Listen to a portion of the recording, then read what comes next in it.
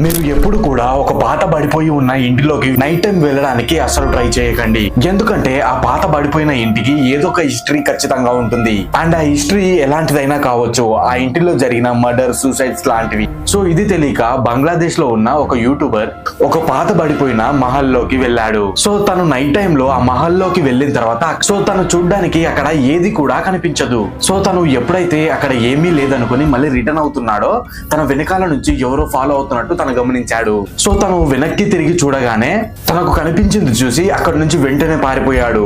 So తను record చేసిన ఈ వీడియోని మీరు కూడా చూడండి.